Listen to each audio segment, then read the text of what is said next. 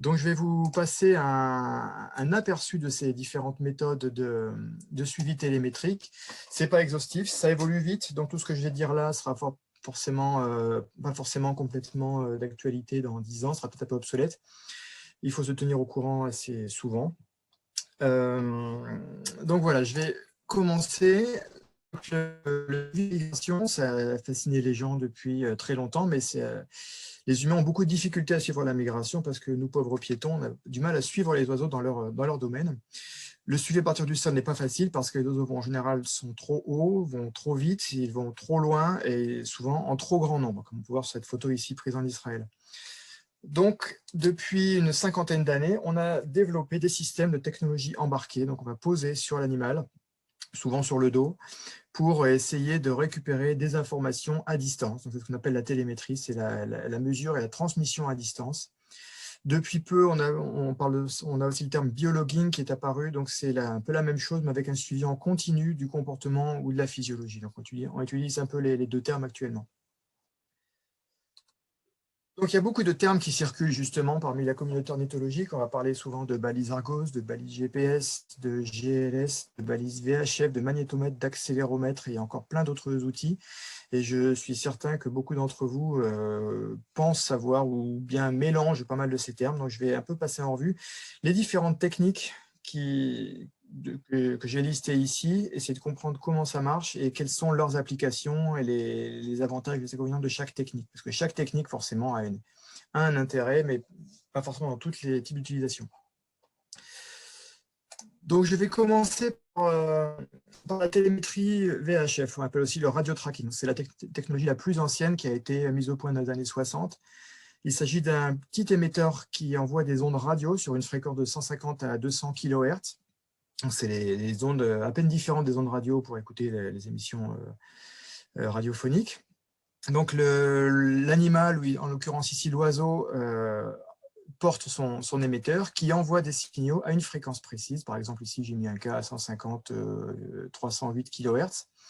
Ces signaux sont reçus par une personne qui porte un récepteur. Le récepteur est connecté à une antenne râteau, qu'on appelle une antenne Yagi, qui a deux lobes de réception, un lobe avant qui va recevoir le signal de manière la plus intense, et puis un lobe arrière. Donc la précision de ce système, c'est très bon en fait parce qu'on peut détecter à plusieurs kilomètres et puis s'approcher à moins d'un mètre d'un animal, donc avoir une localisation extrêmement précise, mais il faut s'approcher de l'animal. Donc l'intérêt de la télémétrie aussi, c'est VHF, c'est qu'on a chaque émetteur en fait porte une fréquence unique. Donc les individus sont différenciables, on a une identification individuelle et on peut suivre les déplacements de chaque individu différemment de son voisin.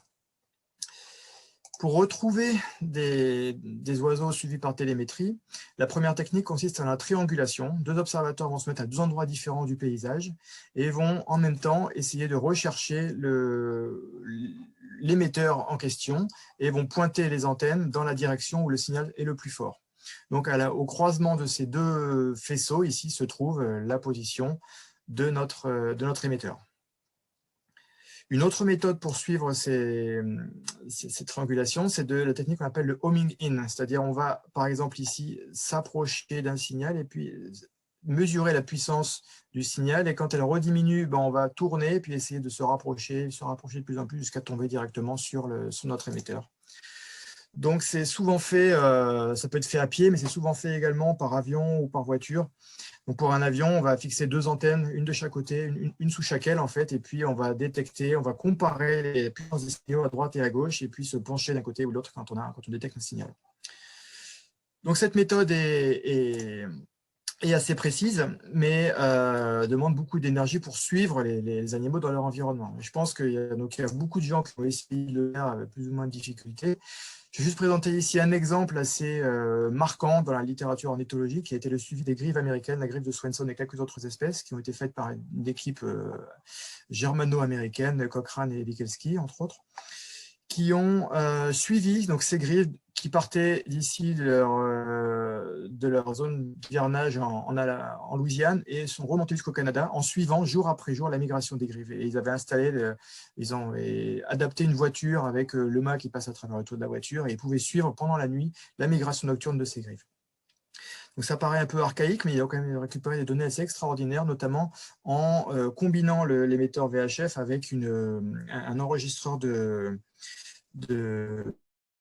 musculaire en fait. Et donc ils ont pu enregistrer pendant le vol la fréquence des battements d'ailes, mais également la fréquence du rythme cardiaque. Et donc c'était les premières données qui ont pu mesurer le rythme cardiaque en vol pendant un vol migratoire. On a ici par exemple l'oiseau qui est parti autour de minuit, puis qui a fait son vol migratoire jusqu'à 5 heures du matin, et on a la fréquence de rythme cardiaque, des battements d'ailes et de la respiration pour tout le temps qu'il vole. Donc les données c'est extraordinaire, mais quand même assez rares et assez compliquées à collecter. Donc, si on ne peut pas suivre les animaux, ou si c'est difficile de le faire, ce qu'on peut faire, c'est installer toute une série de jalons sur la voie migratoire pour enregistrer leur passage. Et c'est ce qu'a proposé le système Motus, qui est un système canadien qui a été développé donc par des ornithologues canadiens. Ce système repose sur tout un réseau de stations d'enregistrement qui sont composées d'un récepteur et d'antennes connectées et orientées sur différents angles, et qui jalonne toute l'Amérique du Nord et jusqu'à l'Amérique centrale. Je vais vous passer un petit film pour montrer un peu le fonctionnement de ce système. Peut-être qu'il sera un peu saccadé, mais vous verrez quand même. Donc, les émetteurs sont tout petits, ils pèsent 1 gramme, ils sont posés sur l'oiseau comme un petit sac à dos, mais plutôt comme un baudrier, là, autour des pattes. Et l'oiseau se déplace lors de sa migration. Chaque fois qu'il passe près d'une antenne, il envoie un signal qui est recueilli, qui est enregistré sur cette antenne. Et chaque antenne peut enregistrer le passage de plusieurs oiseaux. Et on peut ainsi retracer la voie migratoire a posteriori de tous les individus qui ont été équipés par les émetteurs VHF, et mieux tracer la phénologie de la migration et les voies de passage à grande échelle. Donc c'est beaucoup développé en Amérique du Nord, ça commence à l'être un petit peu en Europe, notamment il y a quelques stations autour de la mer du Nord, entre les Pays-Bas et l'Angleterre. Mais on n'a pas encore ailleurs trop sur le reste du continent. Donc l'avantage de la télémétrie VHF, même si c'est ancien, ça reste quand même intéressant parce que c'est peu coûteux, environ 150 € l'émetteur, parfois moins. C'est relativement petit, ça peut faire moins d'1 gramme, une autonomie qui peut être assez longue avec des piles. C'est potentiellement très précis quand on fait du homing in, on peut vraiment arriver à 1 mètre de l'animal. Et comme on se déplace près de l'animal, on collecte aussi les données environnementales. On voit dans quel environnement se situe l'animal. En revanche, les points négatifs, c'est que la portée est limitée à la vue de l'observateur et de l'émetteur, donc il peut y avoir un dérangement de l'animal. L'automatisation est quand même relativement limitée, et puis il y a d'autres problèmes, notamment les problèmes d'écho qui peuvent se passer quand il y a du relief. Les signaux vont se répercuter d'une falaise à l'autre et ça peut être un peu problématique. Donc ça fonctionne encore, mais c'est quand même moins utilisé pour la migration depuis quelques années, depuis que des systèmes de télémétrie satellite ont été développés. Et là, je vais passer en revue les systèmes Argos, puis les systèmes GPS, que beaucoup de gens confondent. Donc le système Argos, il est opérationnel depuis les années 79 et il a été déployé sur animaux depuis 1989. C'est un système qui repose sur des satellites qui se trouvent en orbite polaire à 850 km d'altitude au-dessus de la Terre. Donc, ils sillonnent la Terre tout en contournant le pôle, en passant par le pôle plusieurs fois par jour. Et les satellites sont actifs et l'émetteur au sol, il est passif, dans le sens où il émet un signal, bien sûr, mais c'est le satellite qui va calculer la position de l'émetteur depuis l'espace. Donc, voici un schéma pour expliquer le fonctionnement. Donc, le satellite circule à 850 km, il se déplace au-dessus de la Terre, et il a des antennes braquées sur la surface terrestre, et il va pouvoir détecter tous les émetteurs qui se trouvent dans un diamètre de 5000 km en dessous de lui. Donc, un émetteur qui se trouve sur la surface de la Terre est détecté dans ce cas-là pendant 10 minutes, entre le moment où il entre dans le faisceau du satellite et le moment où il sort du faisceau. Donc l'émetteur, le satellite est en orbite polaire, donc il met à peu près 100 minutes pour faire un tour de la Terre, mais pendant qu'il fait ce tour de Terre, en fait, la Terre continue de tourner. Et donc, à chaque passage, il y a un décalage de l'ordre de 25 degrés de la trajectoire du satellite quand on regarde depuis le niveau de la Terre. Donc, au niveau de l'équateur, ça équivaut à 2800 km de décalage.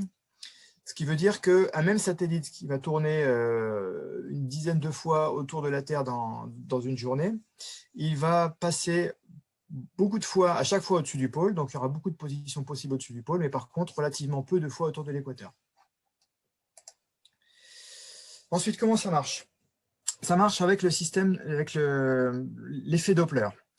L'effet Doppler, c'est un mécanisme que tout le monde connaît sans le savoir. C'est ce qu'on entend, par exemple, quand un camion de pompiers arrive vers nous et nous dépasse. Le son que l'on entend quand le camion arrive est plus aigu que quand le camion nous a dépassé et s'éloigne. C'est dû à la compression et la dépression des ondes sonores. Et là, c'est un système un peu similaire. Alors, je ne suis pas physicien, peut-être que je n'emploie pas les bons termes, mais le principe est le suivant. Donc, l'émetteur Argos, ici, qui est sur la surface de la Terre ou sur l'animal, il va émettre toutes les 60 secondes un signal à une fréquence bien déterminée. Le satellite connaît la fréquence avec l'émission de ce signal, mais il reçoit le signal avec une autre fréquence qui va être plus élevée quand l'émetteur se trouve devant lui, par le phénomène Doppler que je viens d'expliquer. Ensuite, quand le satellite donc continue sa trajectoire, quand il passe exactement au-dessus de la balise, la fréquence du signal reçu correspond exactement à la fréquence du signal émis par la balise. Et puis, quand le satellite a dépassé la balise, à ce moment-là, il reçoit un signal avec une fréquence inférieure avec le signal qui a été émis. Donc, il va faire la différence, il va calculer la différence de fréquence entre le signal reçu, le satellite, et le signal émis par la balise. Et donc, il va savoir exactement le moment où il passe au-dessus de cette balise en question. Donc, ça peut être assez précis quand, par chance, la trajectoire du satellite se trouve exactement au-dessus de l'émetteur. Par contre, si l'émetteur est décalé par rapport à la trajectoire du satellite, il peut être à 2500 km à l'est ou à l'ouest, par exemple. À ce moment-là, on aura une précision moins bonne. Donc, la précision varie entre 100 mètres et 1 km avec le système Argos. L'avantage du système Argos, c'est qu'on a 5 à 6 satellites qui circulent autour de la Terre et qui envoient leurs résultats 1 heure à peu près après avoir reçu les signaux de la balise. Donc, c'est un suivi quasiment en temps réel, n'importe où sur la Terre, sans se déplacer, notamment en plein océan. Donc, les premiers déploiements sur oiseaux, c'était fait sur quelques cigognes et pigargues américains, mais aussi sur les albatros sur l'heure depuis les terres australo-antarctiques françaises. Donc, c'est l'équipe du CNRS de Chizé qui avait déployé ça à l'époque avec Henri Damerskirch et qui avait montré pour la première fois que les trajets alimentaires pendant l'incubation des albatros pouvaient mesurer entre 3600 et 15 000 km en plein océan. Depuis, il y a eu beaucoup de travaux qui ont été faits. Je vais citer juste 2 petits exemples rapides. Le Faucon d'Éléonore, pour lequel il a été déployé des balises de 5 grammes dans les années 2008-2009, qui a montré pour la première fois que les faucons on pensait que ces oiseaux allaient longer la Méditerranée et la mer Rouge pour rejoindre le quartier d'hivernage et Madagascar. Et en fait, cette étude a montré que les oiseaux ici des Baléares allaient traverser le continent africain plutôt par une route directe de 9000 km plutôt que de passer par la mer Rouge. Un autre exemple exceptionnel avec des balises Argos, c'était les barges rousses qui nichent en Amérique du Nord, qui font une halte migratoire ici en Alaska, qui ont été équipées de balises Argos. Et pour la première fois, on a pu montrer que leur vol jusque leur quartier d'hivernage en Nouvelle-Zélande s'effectuait par un vol non-stop de 10 000 km, effectué en 9 jours au-dessus de l'océan Pacifique. Donc, c'est des résultats un peu exceptionnels qui n'ont pu être obtenus que parce qu'on avait ce système d'acquisition de données en plein océan, complètement indépendant de tout système terrestre. Donc, le système Argos a beaucoup d'avantages. C'est un suivi global sur toute la Terre et quasiment en temps réel. Les balises sont relativement petites. Maintenant, elles atteignent 2 grammes seulement. La durée de vie peut être assez longue, de 2 mois à 2 ans, selon la taille de la batterie ou du panneau solaire. On peut programmer le différent cycle d'émission et surtout, on n'a pas besoin de récupérer la balise. Elle reste posée longtemps sur l'oiseau et donc on récupère les données à distance. On peut aussi transmettre des données connexes. En revanche, les points négatifs du système Argos, c'est d'abord le prix. C'est extrêmement onéreux, entre 3 000 et 4 500 € la balise, auquel il faut ajouter les prix des communications Argos, à peu près 10 € par jour. Donc, c'est un budget très, très conséquent. En plus, on est limité en nombre de localisations par jour, de 10 à 20 au maximum, un peu plus sur les pôles, mais à l'équateur, c'est quand même très limité. La précision est limitée entre 100 mètres et 1000 mètres. Et puis, il y a des zones à perturbation de réception, notamment dues à des radars militaires. Et l'un d'entre eux nous concerne directement parce qu'il est au sud de l'Italie. Et donc, ça réduit la possibilité de faire des suivis de migration efficaces au-dessus de la Méditerranée, ce qui est un peu gênant pour nous autres Européens. Alors, le système GPS, qui est plus familier à beaucoup de monde, en fait, c'est un système inversé par rapport au système Argos, dans le sens où le récepteur n'est pas sur le satellite, mais il se trouve sur la Terre, et les émetteurs, ce sont les satellites. On dit souvent balise GPS ou émetteur GPS, en fait, c'est une erreur, ce sont les récepteurs GPS qu'on utilise et qu'on pose sur les oiseaux. Donc, ça a été développé en 1995 et déployé sur animaux dans les années 2000. Ça repose sur une constellation de satellites défilants à une altitude de 20 200 km qui sont sur 6 orbites distinctes, et ce qui permet à un point sur la Terre d'être constamment en visibilité de entre 6 et 12 satellites. Là, ici, c'est une petite animation. Vous voyez le point bleu, c'est l'observateur ou l'oiseau sur la surface de la Terre. Et quand la Terre tourne, les satellites tournent aussi. Et on a toujours des satellites qui sont dans le ciel au-dessus de nous. Donc, le principe repose également sur un système de triangulation avec des micro-ondes. Alors, le principe, c'est qu'on a un satellite qui a une position connue autour de la Terre, parce qu'on connaît son déplacement sur son orbite. Le satellite dispose d'une horloge atomique extrêmement précise et il va émettre des micro-ondes à des heures très précises. Ces micro-ondes sont propagées à la vitesse de la lumière et le récepteur qui est à la surface de la Terre va mesurer la différence de temps entre le moment où le satellite émet son signal et le moment où le récepteur le reçoit sur la surface de la Terre. Donc, quand il est exactement au-dessus, par exemple, là, à l'équateur, à 20 200 km, le signal met 67 millisecondes à être reçu par le récepteur. En revanche, quand il est plus loin, plus près du pôle, à 26 000 km, le signal va mettre 86 millisecondes à être reçu par le récepteur. Donc, si on peut calculer cette distance entre le récepteur sur la surface de la Terre et les satellites, on peut faire ça sur plusieurs satellites en même temps. Et donc, on peut comparer les distances entre satellite 1, satellite 2, satellite 3 et refaire de la triangulation comme pour la télémétrie VHF. Donc, on a pour calculer une position en 3 dimensions, donc latitude, longitude et altitude, il faut résoudre une équation à 4 inconnus qui sont la position des 3 satellites et le décalage dans le temps. Donc, il faut minimum 4 satellites visibles pour une position en 3 dimensions. Ce système GPS permet une très grande précision. Beaucoup d'entre nous l'avons expérimenté avec les smartphones ou les GPS de voiture. Donc, ça va des précisions de 5 à 50 mètres, parfois moins même. Et avec un intervalle entre les positions qui peut être très réduit. Ça peut être 1 seconde, voire moins, jusqu'à 10 positions par seconde. Et il y a quand même des sources d'erreurs possibles pour lesquelles il faut être conscient. D'abord, une source d'erreur possible, c'est le fait que les couches d'eau bloquent ou atténuent les signaux émis par les satellites GPS. Donc, un animal sous l'eau ou sous la neige ne reçoit pas de signal, comme ce guillemot par exemple. Si on l'équipait d'un émetteur, on perd le contact dès qu'il se trouve sous l'eau. Également, dans des forêts denses, le feuillage ou les nuages vont atténuer également le signal. Donc, la réception sera moins bonne ou alors consommera plus d'énergie dans des milieux très fermés. Ensuite, il faut prendre en compte la configuration des satellites. Ici, c'est l'exemple idéal, en fait. Configuration idéale, les satellites sont bien espacés les uns des autres, ils couvrent bien tout le champ, donc on peut bien calculer une triangulation. En revanche, imaginons que nous ayons ici que près de l'observateur, on ait une falaise, donc qui va masquer une partie du ciel. Les satellites ne seront donc pas tous visibles. Et si par hasard tous les satellites sont un peu dans la même direction du ciel, en fait, les différences de distance entre chaque satellite seront assez faibles. Et donc, le récepteur aura du mal à calculer sa position avec une grande précision.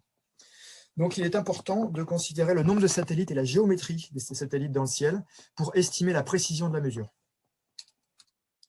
Enfin, dernière mise en garde, la précision en altitude du GPS est quand même très variable et globalement beaucoup moins bonne que sur la position en latitude et en longitude. C'est dû à pas mal de raisons, mais déjà le fait que le satellite il faut déterminer quel est notre niveau de référence. Le niveau moyen des mers peut être calculé de différentes façons. Il y a différents référentiels qui existent. Et puis, il y a des tas de couches d'erreurs qui peuvent se surajouter sur la modélisation du relief au sol, sur des précisions en 3D. Bref, ce qu'il faut se rappeler, c'est que la précision en altitude est quand même beaucoup moins bonne que la précision en latitude-longitude. Il faut rester très prudent. Mais par contre, quand on enregistre des points en déplacement à un intervalle très faible, de quelques minutes, voire quelques secondes, la précision est globalement meilleure que si les positions sont très espacées dans le temps, de l'ordre de l'heure ou de plusieurs heures. Donc, les premiers déploiements de balises GPS sur des oiseaux ont été faits, encore une fois, sur des albatros dans l'océan Indien. À la différence tout à l'heure, au lieu d'avoir une position par heure ou toutes les 2 heures avec le système Argos, là, on va avoir une position toutes les secondes pendant son trajet alimentaire. Donc, on peut vraiment mesurer tous les déplacements autour des vagues et des allers-retours de ces albatros. Et même mesurer, donc la vitesse en vol est autour de 54 km/h dans ce cas-là, avec des variations entre 18 et 135 km/h. Et puis, quand l'animal se pose, juste par la vitesse instantanée calculée par le GPS, on voit ici que la vitesse chute à 2 km/h en moyenne. C'est dû à la dérive par le courant, par exemple. Autre exemple d'application assez exceptionnel, la migration des oies à tête barrée qui franchissent l'Himalaya, qui a été étudiée avec les GPS en 3 dimensions. On va mesurer l'altitude. Donc là, c'est le trajet de 8 oies qui ont été suivies depuis l'Inde jusque la Chine, en passant par le Tibet. Et donc, les GPS en 3D ont permis de voir que chaque individu allait monter très rapidement ici en quelques heures et franchir l'Himalaya en 6 à 7 heures, en s'élevant entre 4000 et 6000 mètres d'altitude. Un autre exemple de la précision du GPS, alors j'espère que ça passera pas trop mal la vidéo, c'est un vautour percnoptère qui a été équipé l'été dernier au Pays Basque et qui a été suivi de sa migration. Et là, je vais vous montrer un petit extrait du franchissement du détroit de Gibraltar. Donc peut-être que ça sera un peu saccadé, mais le principe, c'est que vous allez voir ici cet oiseau donc, qui a passé sa journée dans le secteur de Tarifa, près au sud de l'Espagne. Donc il se déplace. La vidéo est accélérée 32 fois pour que le rende pas trop long. Donc on voit un oiseau qui commence par prendre un courant aérien, un courant thermique avec des cercles réguliers, mais qui sont déviés vers l'est. Il doit y avoir un vent assez fort qui vient de l'Atlantique. Puis l'oiseau glisse. Alors on a en même temps la vitesse qui s'affiche chez l'altitude. Donc il est à 1200 mètres, 1300 mètres avec une vitesse de 30 km/h à peu près. Il est face au vent. Il descend progressivement. Il va remonter, il est à 700 mètres là, il va remonter en faisant plusieurs ascendances thermiques et puis glisser progressivement vers l'est. Là, il est à 500 mètres de hauteur. Il franchit Tarifa, la pointe sud de l'Espagne, et puis se dirige tout droit vers le Maroc. Actuellement, il est à 350 mètres au-dessus de la mer. Il vole à 60 km/h à peu près, entre 60 et 70 km/h. Il a déjà parcouru une quinzaine de kilomètres. Et comme il franchit le détroit, non pas en ligne droite, mais en biais, parce qu'il a un vent arrière assez fort. Donc il arrive ici sur la côte marocaine. Maintenant, il se trouve seulement à 70 mètres au-dessus de l'eau. Et il va retrouver le sol. Il essaye de s'élever, il essaie de prendre un thermique là, sans grand succès. Il est encore à 100 mètres de haut seulement. Et puis, il va continuer sa route. Donc, j'ai pu récupérer ce genre d'informations, entre autres en utilisant aussi un autre outil intéressant avec le système GPS, qui est développé par quelques marques uniquement. C'est l'utilisation des geofences, ou qu'on va appeler clôture GPS en français. Donc, on peut définir des zones particulières de l'espace. Ça peut être des grandes zones ou des toutes petites zones, en fait, le territoire du Nid, par exemple. Mais là, j'ai fait des grosses zones assez grandes. Donc là, en l'occurrence, on a le suivi normal de cet oiseau était d'une position toutes les 10 minutes, en mode économie d'énergie. Ensuite, quand il arrive dans ces carrés rouges ici que j'avais prédéfinis pour étudier spécifiquement comment l'oiseau allait passer Gibraltar, il passe à une position par seconde. Puis il revient en mode à un point par 10 minutes. Et puis une fois qu'il est dans une autre zone beaucoup plus vaste, c'est tout le continent africain, là j'ai déclaré en zone avec seulement une position par heure pour économie financière, parce que les coûts de transmission de données en Afrique sont beaucoup plus élevés qu'en Europe. Donc voilà comment on peut utiliser ces geofences dans un contexte migratoire. Donc, en résumé, le système GPS, c'est également un suivi global sur toute la Terre, qui est beaucoup moins cher quand même que le système Argos. Les balises vont de 400 à 2000 euros et surtout, il n'y a pas de coût pour prendre les localisations. Les satellites transmettent en continu et les récepteurs récupèrent les positions, la fréquence où on veut. C'est extrêmement précis, au moins en latitude, longitude. En altitude, c'est un peu moins précis, comme je l'ai dit. Et on peut avoir des localisations extrêmement fréquentes, jusqu'à une par seconde, voire moins. On a aussi la vitesse et d'autres paramètres. Par contre, avec les premières balises GPS, il était nécessaire de récupérer le matériel, parce que comme je vous ai dit, le récepteur se trouve sur l'oiseau. Donc, il fallait récupérer ces données. Et puis, c'est assez énergivore. Il faut donc des grosses batteries pour alimenter ce système. Donc actuellement, il y a des systèmes beaucoup moins chers. Par exemple, ici, un système développé pour suivre le chat, donc les chats domestiques, donc un système 4 track à seulement 40 € le logger GPS. Donc ça se démocratise fortement. Mais c'est quand même pas satisfaisant. Donc il y a eu des efforts pour essayer de transmettre à distance ces positions GPS. D'abord en le couplant avec le système Argos, bénéficier de la couverture mondiale d'Argos pour transmettre les positions GPS, avec l'avantage qu'on aura donc des positions mieux réparties dans la journée et plus précises qu'avec le système Argos, mais avec, en contrepartie, double consommation d'énergie et puis également des prix des communications Argos qui se surajoutent. Autre système qui a été développé, toujours couplage Argos GPS, mais sur des balises beaucoup plus petites, c'est le système Pinpoint, qui permet, dans des balises petites, de préenregistrer un nombre de positions. Par exemple, pour une balise de 3,5 grammes, 30 positions vont être enregistrées uniquement. Et une fois que toutes ces positions ont été acquises, la balise va envoyer tout le paquet de positions par un seul message Argos et puis s'arrêter faute de batterie. Donc l'avantage, c'est qu'on a des matériels tout petits, sans besoin de récupérer l'oiseau. Par contre, c'est quand même un peu plus onéreux. Il faut payer la communication Argos qu'on va faire. Et puis, un nombre réduit de positions. Et il faut surtout ne pas rater la migration. Si on a des dates de migration un peu flexibles, c'est difficile de prévoir à quel moment l'oiseau partira en migration, par exemple. Donc, c'est bien plutôt pour les suivis de voies migratoires ou d'hivernage, pas forcément uniquement pour la migration. On peut aussi établir des réseaux de une ou plusieurs antennes pour recevoir les données par système d'ondes radio ou d'ondes Wi-Fi ou d'ondes Bluetooth. Donc, par exemple, ici, ces mouettes tridactyles qui ont été équipées de tout petits GPS de 7 grammes seulement, qui transmettent les positions une fois que l'oiseau rentre à sa colonie. Donc, on peut se mettre à proche distance des colonies pour télécharger les données, ici par UHF, ça va assez vite. Ou bien s'installer un peu plus confortablement et se mettre dans une station avec une antenne qui est orientée vers la colonie et enregistrer les données en continu quand l'oiseau revient. L'avantage de ces systèmes de réseau d'antennes dans l'environnement, c'est qu'il n'y a pas de coût de communication et ça ne consomme pas beaucoup d'énergie. En revanche, le débit de transfert de données est souvent quand même relativement faible. Et puis surtout, le gros souci, c'est qu'il faut attendre le retour de migration pour télécharger ces données.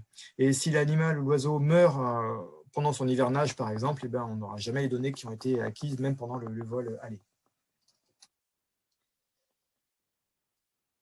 Donc, dernier en date des dispositifs, c'est le couplage du GPS avec le réseau de téléphone mobile, donc le système GSM, avec un énorme intérêt, c'est qu'on peut communiquer dans les deux sens avec la balise. La balise sur l'oiseau va transmettre ses positions par SMS ou système équivalent, qui vont être transmises sur un serveur Internet qu'on peut consulter à distance, et puis on peut reprogrammer, modifier les paramètres d'enregistrement qui vont être renvoyés par le chemin inverse jusqu'à la balise. Donc, ça permet une grande flexibilité. On peut reprogrammer la balise, même si l'animal est à l'autre bout du monde. Tant qu'il y a du réseau GSM, bien sûr, on peut faire cette programmation de géofence. En revanche, évidemment, il faut une bonne couverture GSM. Donc, en plein océan ou dans les montagnes ou dans les déserts, ça peut être un peu compliqué de recevoir les données. Et puis, ça consomme quand même pas mal d'énergie, la transmission GSM. Il peut y avoir aussi des contraintes financières d'abonnement quand on change de continent. Comme je disais, sur l'Afrique, c'est un peu plus cher.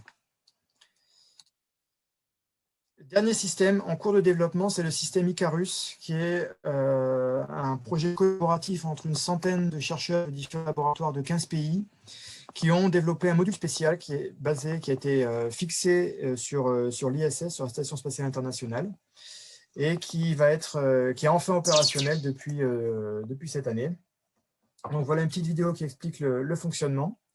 Donc on est à bord de l'ISS, vous avez les déplacements de la station spatiale qui a des antennes dirigées vers le sol, qui envoient des signaux, qui reçoit d'autres signaux. Donc, elle déplace comme les balises Argos, il n'y en a qu'une seule qui circule actuellement autour de la Terre.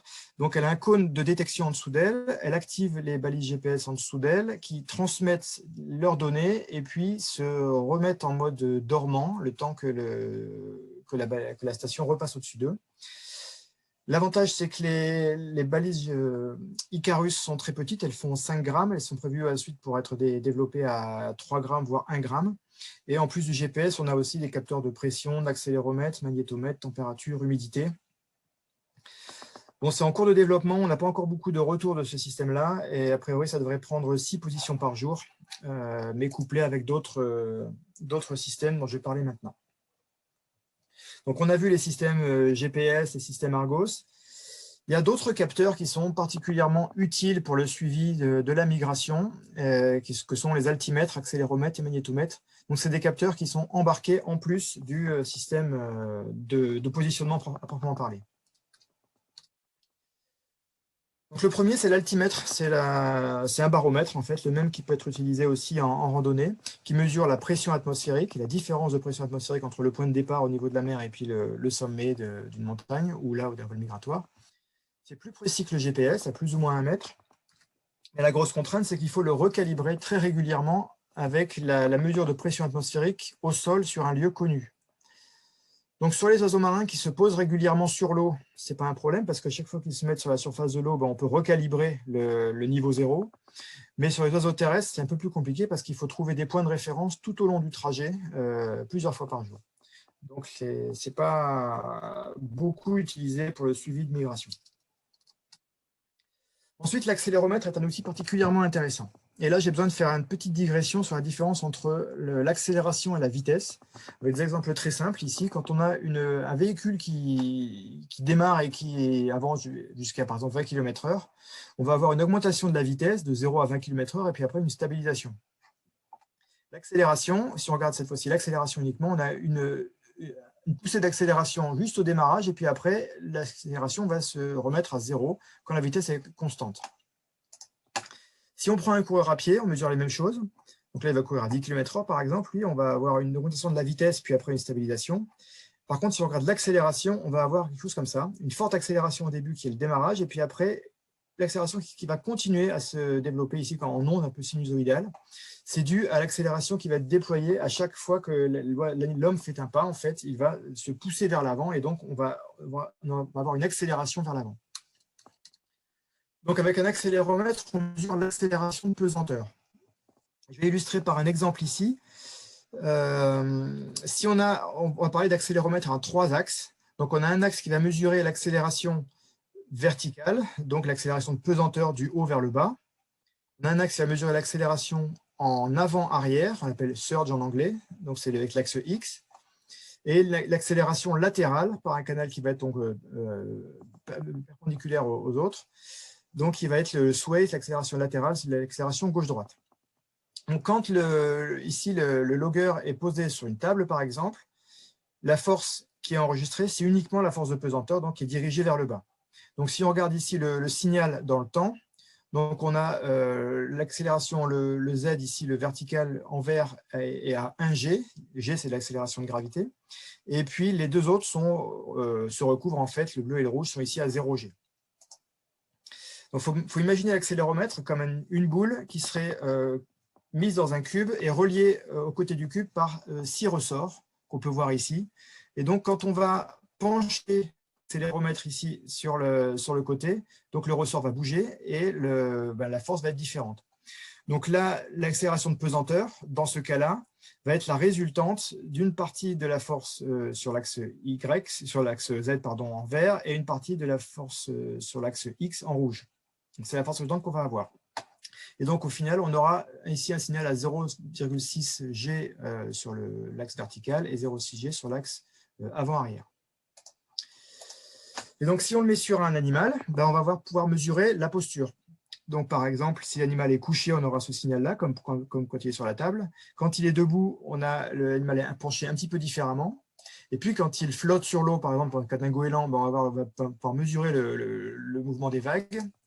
Et quand il vole, on a des signaux très particuliers. Par exemple, quand il fait du vol battu, on voit très très bien des sinusoïdes qui correspondent à chaque battement d'aile, qui va surélever l'oiseau à chaque fois qu'il fait un battement d'aile. Et puis, on peut mesurer donc, le vol désordonné ou bien quand l'oiseau plane, ou quand il marche également. Donc, on peut ici une petite illustration sur un busard cendré qui a été suivi aux Pays-Bas. Vous allez voir la vidéo du busard en dessous et puis le signal accélérométrique au-dessus. Donc ici, on voit le busard qui fait des battements d'aile et puis qui va se mettre en vol plané. Vous voyez, le signal est plat. Ici, on a à nouveau des battements d'aile, l'axe Y, là, en Z en vert, du vol plané et à nouveau du vol battu. Donc, on peut apprendre avec un logiciel à reconnaître ces différents patterns, ça s'appelle le machine learning, pour ensuite reclassifier les positions GPS pour lesquelles l'accéléromètre a été enregistré en complément. Donc, par exemple, ici, sur ce vol migratoire du même busard cendré qui est passé au milieu du Sahara, eh ben, on a une séquence avec d'abord ici du vol battu, on l'a pu déterminer par l'accéléromètre, et puis ensuite uniquement du vol plané, et on peut voir même ici, avec un suivi à un point toutes les 3 secondes, l'oiseau qui a pris un thermique assez haut en vol plané ensuite. Donc, on peut mieux comprendre quel était le comportement de l'oiseau au-delà de sa simple position GPS. Autre exemple sur les balbuzards pêcheurs en Méditerranée qu'on a suivi avec mon étudiant entre la Corse, l'Italie et les Baléares. Donc là, on s'est intéressé en particulier non seulement à la route migratoire, mais aussi aux mortalités de ces balbuzards. Donc on a pu voir qu'il y avait 66% de mortalité en première année. Et comment on a pu savoir ça? Aussi en partie grâce à l'accéléromètre. Je vais vous illustrer un exemple ici, donc d'un balbuzard qui est parti d'Italie, qui avait donc été en vol local pendant un certain temps. Donc, on a les 3 axes de l'accéléromètre ici. L'axe Z, donc, par exemple, c'est l'axe vertical qui est plus intéressant, qui est en orange. Donc, tant qu'il est resté sur son site de naissance, il y avait voilà comment il était actif, à peu près tout le temps, puis des moments, des phases un peu plus actives. Lors du premier jour de migration, ici, où il a traversé la mer et puis ensuite la Corse, on avait un signal beaucoup plus d'activité que les jours d'avant. Une nuit de repos. Deuxième jour de migration, il est arrivé en sud de la Sardaigne, à nouveau beaucoup d'activité, une nuit de repos. Troisième jour ici, il est resté sur place, il a un peu bougé en milieu de journée, mais sinon il est resté globalement sur place ici. Et puis le dernier jour, il s'est déplacé sur ce dernier point ici, et malheureusement, il est mort. Et vous voyez que le signal accéléromètre s'est complètement bloqué, il était stable, donc ça donne un signal de mortalité qui a permis à un agent de venir sur le terrain, constater la mort et récupérer l'oiseau et la balise. Donc l'accéléromètre peut servir aussi de système de détection d'activité et donc de mortalité, d'inactivité. Dernier capteur, le magnétomètre, qui est aussi particulièrement intéressant pour compléter l'accéléromètre. Donc il va mesurer le champ magnétique terrestre et comment le corps va être orienté par rapport au champ magnétique. Donc également, on a 3 axes. Ici, l'axe en rouge, c'est l'axe X vers l'est, l'axe Y, c'est vers le nord, et puis l'axe Z, ça va être le haut-bas. Donc, c'est intéressant, en particulier pour les oiseaux qui font du vol plané, parce que, par exemple, quand on a un oiseau qui prend du vol en thermique ici, comme un vautour ou un balbuzard, si on regarde l'accéléromètre seulement, on ne voit pas grand-chose. On voit un signal à peu près plat. Mais si on regarde la même séquence par un magnétomètre, on a un signal très différent ici, qui correspond en fait à chaque tour de spire.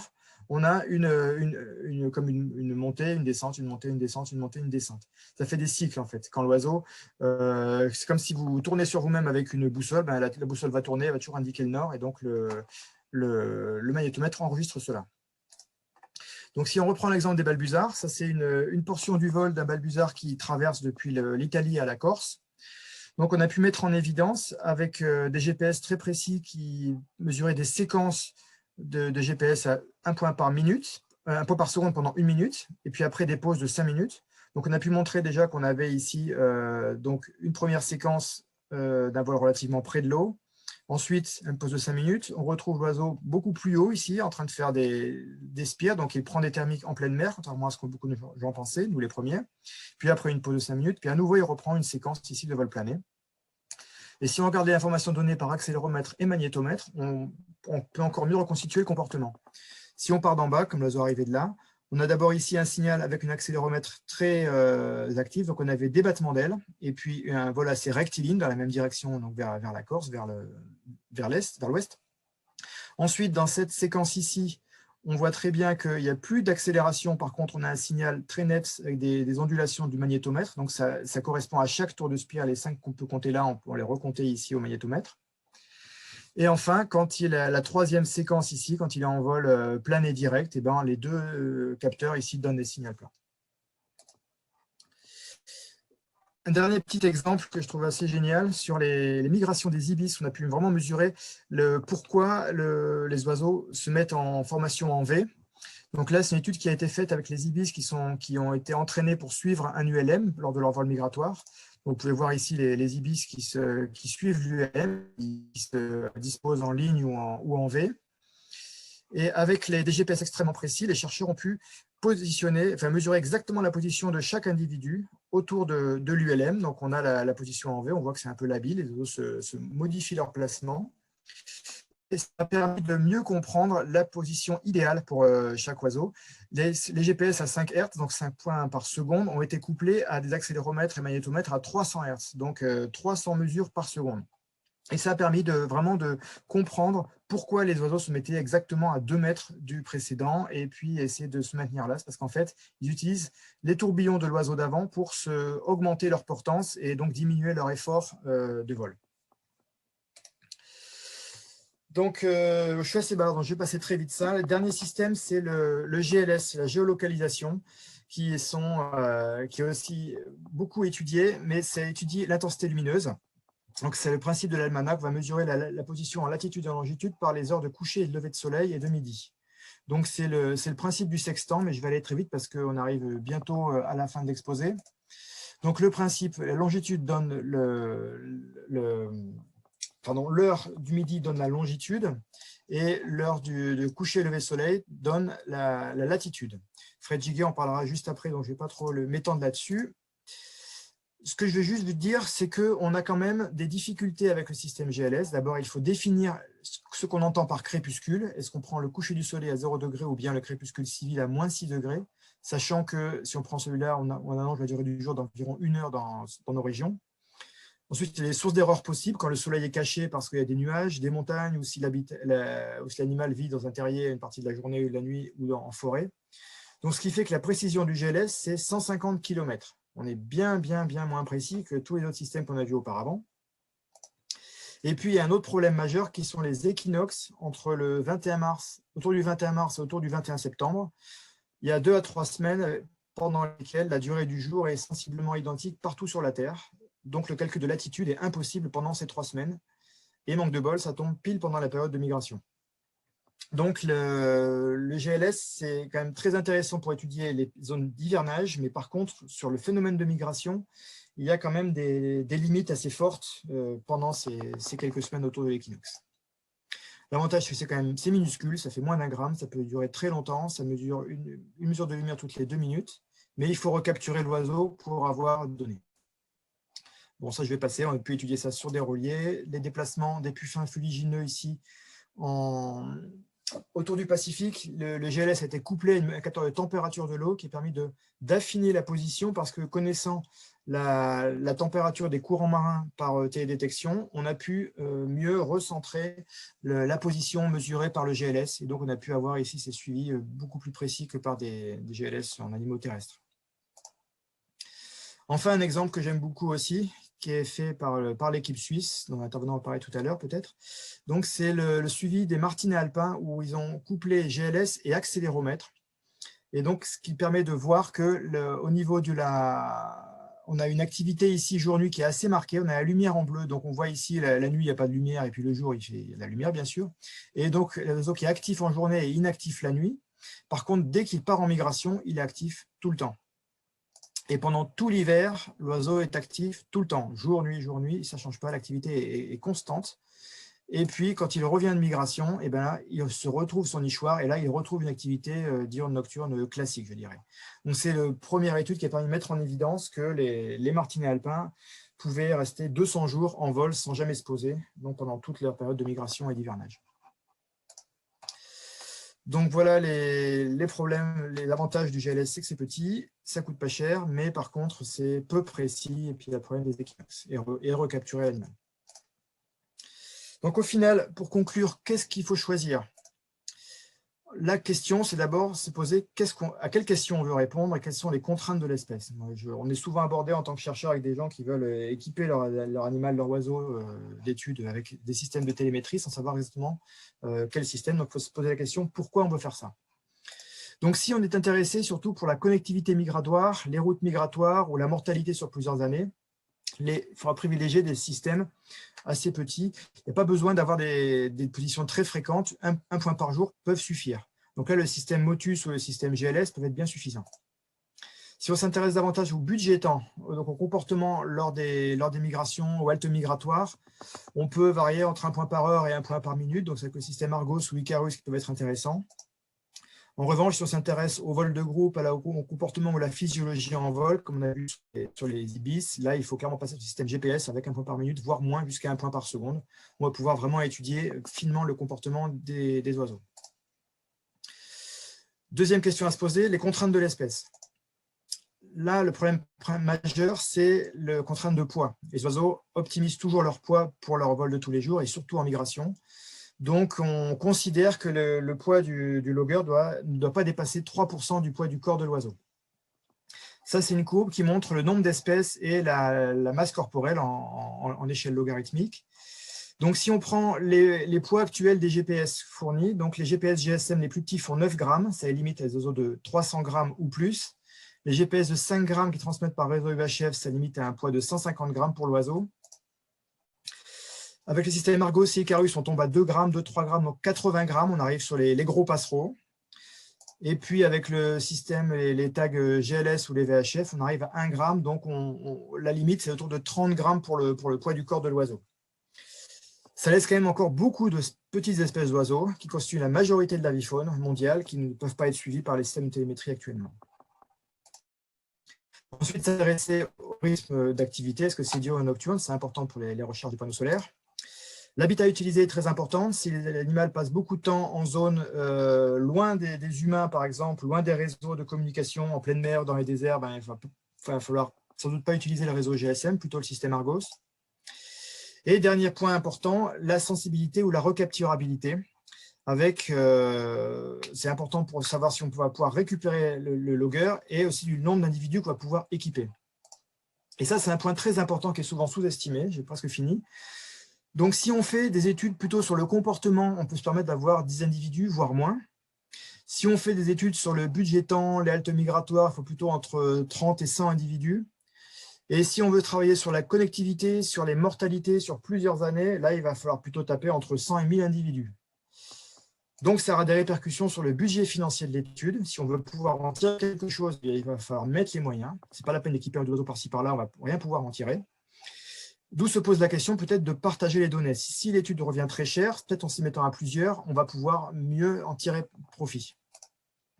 Donc ici, j'ai un exemple d'un partage de données qui est efficace. On s'est mis ensemble à 40 auteurs, 40 chercheurs et naturalistes qui ont mis en commun les données sur 220 vautours percnoptères, sur l'Espagne, la France, l'Italie, les Balkans, le Moyen-Orient, sur 5 régions et sur 13 ans, qui ont permis pour la première fois d'avoir une carte mondiale, enfin presque mondiale, des déplacements des vautours percnoptères sur les 3 continents avec les zones où se répartisse la mortalité. Et là, en l'occurrence, la mortalité, c'est surtout sur les zones d'hivernage et sur les points de départ et pas tellement sur les voies migratoires, sauf en mer dans ce coin-là. Donc, c'est le bénéfice de partager les données. On paie chacun un petit peu, puis à la fin, on met tout ensemble, on a des études beaucoup plus fortes. Donc, partager les données, ça permet d'optimiser l'utilisation de données coûteuses à acquérir.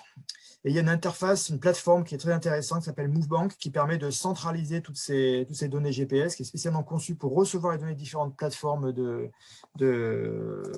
fournisseurs de données. On peut partager les données de manière complètement libre ou bien sur autorisation de l'auteur, et puis on peut archiver, visualiser, et également des outils pour annoter les données avec des conditions environnementales, par exemple les conditions de température de l'air, de l'eau, le relief, l'utilisation des sols, des choses comme ça. Donc, je termine un diapo. Le gros problème, c'est l'analyse des données maintenant. on arrive dans un système où on est passé de la pénurie de données avec le VHF maintenant à la surabondance. Il faut des grosses compétences en informatique et en big data pour pouvoir gérer et organiser ces données et ensuite les analyser. Et donc, il faut bien considérer que chaque achat de balise doit s'accompagner d'un financement pour analyser ces données, que ce soit un partenariat avec un laboratoire, un postdoc, des thésards par exemple, ou bien une auto-formation par des systèmes comme des cours comme Animove ou bien d'autres formations qui existent et qui sont développées actuellement. On peut s'informer aussi à travers la Biologging Society. Merci de votre attention. Je vais répondre avec plaisir à vos questions. Petite animation pour finir, l'émigration des cigognes. Merci beaucoup, Olivier, pour cet excellent cours magistral, carrément, qui a fait beaucoup de bien, et pas que au public, je pense. Donc, il y a un peu de temps pour quelques questions. La première, alors c'est il y a tout un corpus de questions qui reviennent assez souvent sur l'impact de ces dispositifs sur les oiseaux en termes de poids, de gènes, éventuellement de mortalité. Est-ce que tu peux nous en dire plus là-dessus ? C'est une très bonne question. Je n'avais pas le temps d'en parler, c'est déjà été assez long. C'est évidemment un point crucial qui a été un peu négligé pendant longtemps et qu'on tend maintenant à remettre sur le devant de la scène. Évidemment, on est bien conscient que dès qu'on met quelque chose sur le dos d'un oiseau, ça a un impact. On va essayer de le minimiser, mais il y a forcément un impact. Donc, des études ont montré, par exemple, que sur des espèces, les GLS, sur certaines espèces avec le problème du GLS, c'est qu'on mesure la lumière, donc il faut mettre le capteur de lumière au-dessus du plumage, donc ça va générer de la traîne et ça peut impacter la survie de certains individus.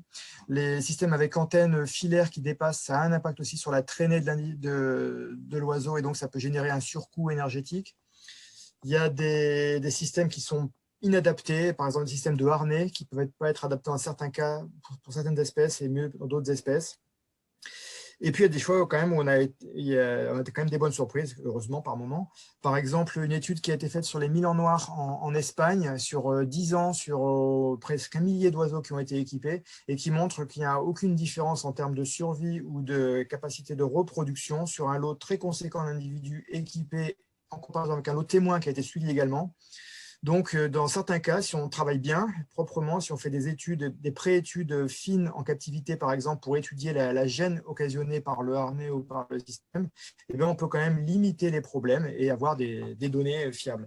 Parce que c'est dans l'intérêt de tout le monde de ne pas trop gêner les oiseaux, parce que si on provoque une gêne, eh bien, on mesure un comportement qui n'est pas naturel. Donc, en fait, on gêne l'oiseau sans avoir des données fiables au final. Donc, on est évidemment très, très concerné par ces problèmes il faut vraiment mettre les moyens pour étudier les gènes potentiels de tous ces systèmes embarqués. Très bien. Question suivante. Léa Amar demande, elle dit, vous avez dit qu'il y avait une source d'imprécision en lien avec la couche d'eau ou les forêts denses pour le système GPS. N'est-ce pas le même problème pour le système Argos ? Oui, c'est tout à fait, ouais. Je l'ai dit pour le GPS surtout, mais je pense qu'il est un peu moins sensible, le système Argos. Mais honnêtement, je ne mettrai pas la main à couper. Je n'ai pas de réponse, je n'ai pas de comparaison vraiment entre les deux systèmes. J'ai moins utilisé Argos que GPS. J'ai Rémi Douvenot qui demande, la détection VHF semble n'être que dans le plan horizontal. Peut-on travailler en 3D avec la VHF ? Tout à fait, on peut. Il faut juste orienter les antennes vers le haut. C'est tout à fait possible. Mais évidemment, la précision, elle dépend du nombre de leur orientation et puis de la vitesse de la cible. Donc, je pense que c'est quand même pas simple. Hein. Très bien. Mieux pour les oiseaux opposer quand même le VHF. Ou alors avoir des systèmes comme Motus qui enregistre la direction, mais il n'enregistre pas la hauteur, Motus. Il y a une question curiosité de Lauriane Mendes. Il n'y a pas de frais de localisation pour le GPS. À quoi correspondent les frais élevés en Afrique dans le cas du vautour quand tu fais parce que je l'ai placé à cet endroit-là, mais en fait, le Percnopter, là, c'était une transmission par GSM. Le système initial, comme celui qui était déployé sur les Albatros à Crozet, là, c'est vraiment un logger. Donc, il enregistre les données et il ne transmet rien. Les Ibis, pareil, c'est des loggers qui étaient récupérés à la fin de la journée qu'on pouvait télécharger. Donc là, il n'y a pas de transmission. Il n'y a pas de coût de transmission. Mais dès qu'on passe par un système connexe de transmission de données, que ce soit GSM, ou autre, il y a un coût de transmission. Ok. Il y a Colin qui demande comment expliquer que le martinet à ventre blanc soit actif toute la nuit pendant l'hiver, la nourriture étant question, la nourriture est-elle moins abondante dans ces zones d'hivernage? Je ne suis pas sûr de bien piger la question. Alors, je pense qu'elle est très abondante toute l'année et toute la nuit. donc la question, c'est pourquoi il se pose en reproduction, en fait. Non, mais ces oiseaux sont vraiment adaptés à la vie aérienne et peuvent se permettre de voler. En fait, c'était une constatation faite en Europe que les martinets non reproducteurs en fait allaient se regrouper en grands groupes et monter dans le ciel. On les voit s'élever en soirée pour passer la nuit. On ne savait pas trop ce qu'ils faisaient. On soupçonnait qu'ils dormaient en l'air, mais sans vraiment le savoir. Avec le système d'accéléromètre, là, on a la preuve que quand ils ne sont pas dans un nichoir, ils ne vont pas se poser dans des falaises, dans des petits coins cachés qui seraient passés inaperçus. Ils montent vraiment, comme on le pense, à 2-3 000 mètres et puis se mettent en semi-sommeil. En fait, il y a sans doute une partie de l'hémisphère cérébral qui est en repos pendant que l'autre est encore actif et après il tourne. Ça a été mis en évidence sur les frégates également, qui ont le même comportement.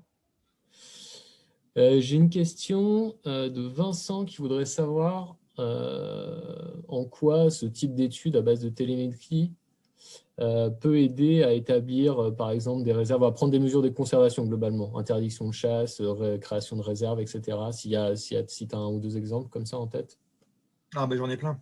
Là, ça permet évidemment de voir quels sont les points névralgiques où tous les oiseaux vont passer, par exemple les cols migratoires, les détroits, voir si les zones de concentration sont des haltes migratoires ou sur les zones d'hivernage. On a un thésard au labo qui travaille spécifiquement là-dessus, qui essaie justement d'agglomérer les données de plein d'espèces pour voir si on a un regroupement et un chevauchement de ces zones d'hivernage et de voies migratoires. Donc, c'est évidemment très utile pour la conservation. Utile également pour trouver les zones où il y a de la mortalité qui va s'accumuler. Très bien. Eh bien, écoute, je pense qu'il est 18 h, donc on va pouvoir s'arrêter là pour ton talk. Merci encore, Olivier. Merci pour l'opportunité. Très intéressant.